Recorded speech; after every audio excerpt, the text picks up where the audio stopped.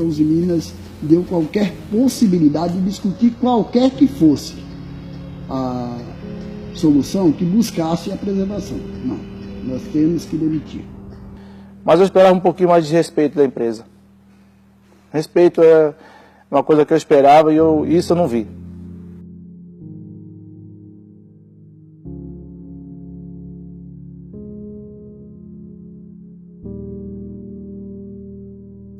Entre 18 de janeiro e 15 de março, ela demitiu 1.860 trabalhadores.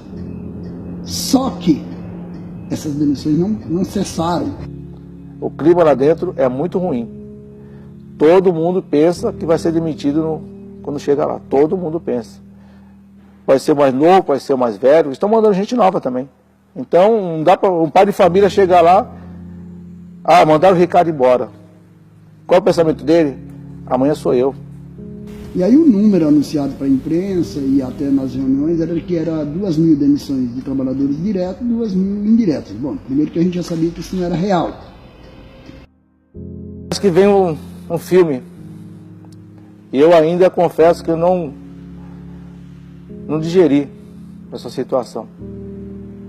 Eu estou andando assim na rua, eu vejo o Anjo da Brisa passando e eu não estou lá.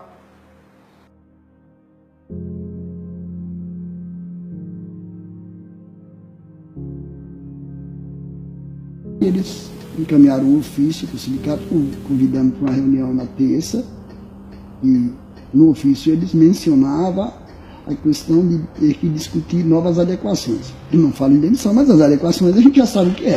Tudo bem, nós fomos sabendo mais ou menos do que ia se tratar. E ainda combinamos que nós íamos ouvir, e dependendo da conversa, a gente nos retirava, porque a gente não vai discutir demissão. Iniciou a reunião com eles fazendo todo o discurso que é comum, né? Dói até nos ouvidos de ouvir, mas é a realidade que eles falam.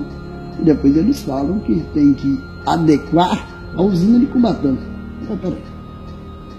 Em janeiro, vocês deixaram isso oficialmente, em uma reunião com o Ministério Público, informando que era 1.800. Nós já chegamos a 2.400. E ainda vão anunciar mais 500 demissões, de 400 a 500. Vai sobrar o quê? Na nossa compreensão, isso é uma política, uma decisão política de fechamento da fábrica. Ao mesmo tempo que vocês anunciam uma produção de 120 a 120 mil toneladas mês de laminados, vocês anunciam 500 demissões. Eles ficaram meio que sem resposta.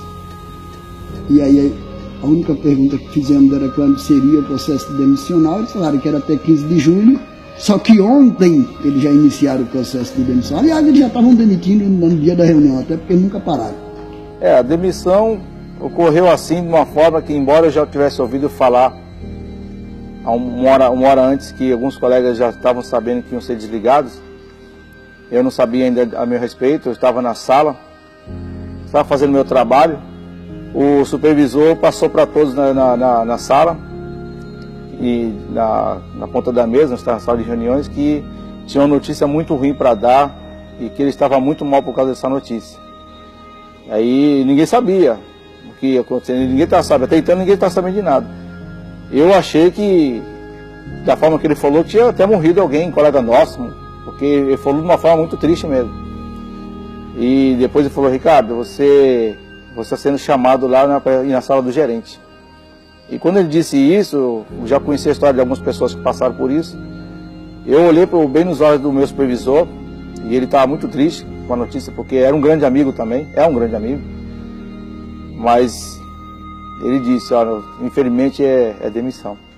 E no momento que ele falou isso, eu fiquei estático na minha cadeira lá onde eu estava, olhei bem nos olhos dele e paralisei. Fiquei paralisado e gelei. O estômago gelou. 27 anos de casa e de repente tive uma notícia dessa. Eu acho que na hora veio o pensamento da minha filha, que é especial.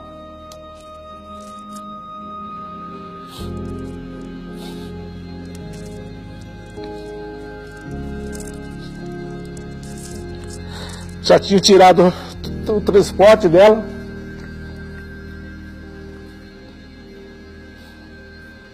Você me desculpe, mas é difícil segurar. De dezembro para até aquele momento eu já estava triste, porque já estava com muito gasto, o salário estava baixo, já tinha tirado O aumento de salário que tinham ganho já tinham tirado, minha situação piorou. Então eu já tinha esse pensamento de contornar a situação para ajudar meu filho a pagar a faculdade, porque está desempregado. Já tinha tirado a perua e de repente eu estou no olho da rua. Isso para mim foi... Para mim é o fim.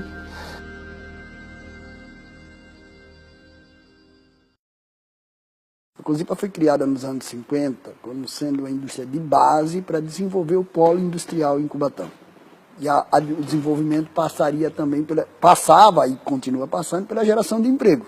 Ou pelo menos esse era o papel principal. A situação nossa não era boa. Eu diria que as famílias se sentiam bem, sabendo que um marido trabalhava, sabendo que o marido trabalhava na Cozipa. E foi suficiente para a gente entender que só o nome, por exemplo, era passível até de crédito em lugares que a gente frequentava. Bastava estar com o uniforme no corpo, que as pessoas olhavam muito para o funcionário, assim, né? É como se fosse um cartão de visita, vamos dizer assim. E ela cumpriu um papel extremamente importante até a privatização em 93.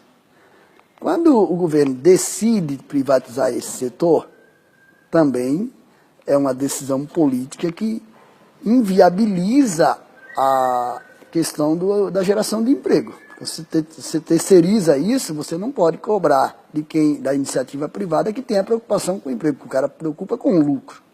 Eu vejo o capitalismo acima de tudo. O capitalismo está acima do ser humano.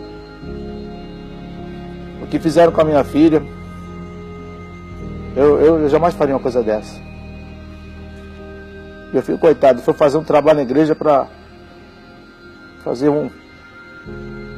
Ele trabalha na cabine na mesa de som, para fazer gravação para televisão, para TV a cabo. Ele ganha R$50. Ele ofereceu para mim pagar uma conta de luz. Pode isso? Que vergonha. Uma vergonha para mim. A Cozipa, ela é responsável direta, hoje os Minas, numa ordem de empregabilidade de 25 a 30 mil trabalhadores, porque a gente fala daqueles que estão lá dentro. A Usiminas, quando começou a informar que tinha dificuldades, começou a desligar equipamentos em maio do ano passado, ela tinha dentro da usina um número de aproximadamente 12 mil trabalhadores, entre funcionários diretos e terceirizados. Ela vai reduzindo isso em função do desligamento de alguns equipamentos, alguns setores, e quando chega em outubro, quando ela anuncia o fechamento do setor primário, ela tinha 9 mil. Tinha 4.600 funcionários diretos, outros 4.500, eu estou falando 9 mil e pouco, que eram os terceirizados. Na época, a gente já chamamos a atenção dos políticos e das autoridades da região de que essa era uma luta que teria que ser encampada por todo mundo. Infelizmente, viraram as costas. É certo, a prefeita de Cubatão, porque dói mais no bolso dela, ela fez tudo que estava ao seu alcance. A Usiminas, Cozipa, como a gente conhece, ela não representa só para o município de Cubatão. Se você andar hoje no litoral, Guarujá, Santos, São Vicente, Praia Grande, você vai ver o número de empresas que fecharam em função do fechamento da Usiminas. Porque elas eram produtoras para a Usiminas. Elas produziam exclusivamente para a Usiminas. Empresas que tinham 600 trabalhadores, que não fecharam porque tem a expectativa de que volta, que ficaram com 30, com 50, e outras que eram de menor porte, que fecharam totalmente, porque não tem para quem atender. Não olhar a omissão que os políticos da região fizeram é uma coisa absurda. E o papel deles é fundamental. E assim como será também, e a gente vamos enfrentar, e eu espero que a gente tenha aprendido a lição para encarar a Petrobras. Porque a Petrobras vai jogar pesado, se esse governo Temer continuar, na privatização de segmentos importantes que vão gerar o mesmo resultado que a Usiminas está gerando. Podem ter certeza disso. Isso serve como um alerta, porque assim, a Usiminas é um espelho. De 2003, de 93 a 98, eles investiram bastante com o dinheiro do BNDES para disfarçar o que eles precisavam fazer depois. Mandar milhares de pais de família para a rua para dizer que era uma adequação de mercado. Não tinha adequação de mercado. Enquanto eu demito aqui o cara que ganhava 4 mil, eu contrato um cara da terceirizada com R$1.000. Ou seja, a condição precária que eu vou criando, socialmente falando, vai se apresentando na alfabetização, em todo um segmento de coisas que acontecem na região, que os políticos são responsáveis diretos, mas ninguém cobra deles. Então, para mim, hoje, eu não sei dizer para você o que vai ser amanhã. Ou agora não sei. Eu estou tentando ver agora se eu consigo aposentar. Eu estou correndo atrás. Se der tudo certo, eu aposento. Agora, se não der certo, eu vou ter que ir a um outro emprego. Eu, como cristão, eu tenho muita fé em Deus. Então, eu estou tranquilo nessa parte. Porque eu sei que Deus fechou uma porta para abrir outra.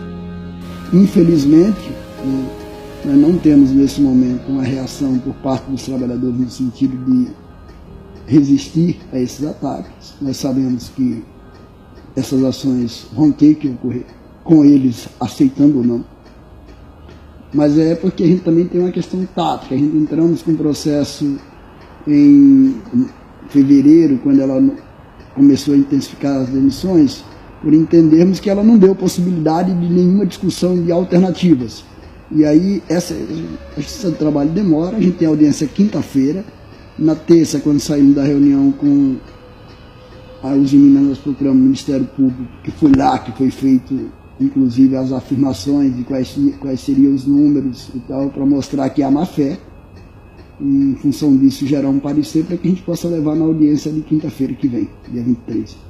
Nós não temos nenhuma expectativa de que a gente vamos reverter, mas possivelmente que a gente tenha, pelo menos, um estancamento desses ataques, em função de que a Justiça deva pedir alguns esclarecimentos que ela vai ter que sentar para discutir um pouco, possivelmente sem volta. Se os trabalhadores não entenderem que essa é uma discussão política e não é jurídica, as jurídicas é apenas medidas paliativas que a gente acha para não deixar a coisa solta e incomodar um pouco, a gente possivelmente não consiga reverter.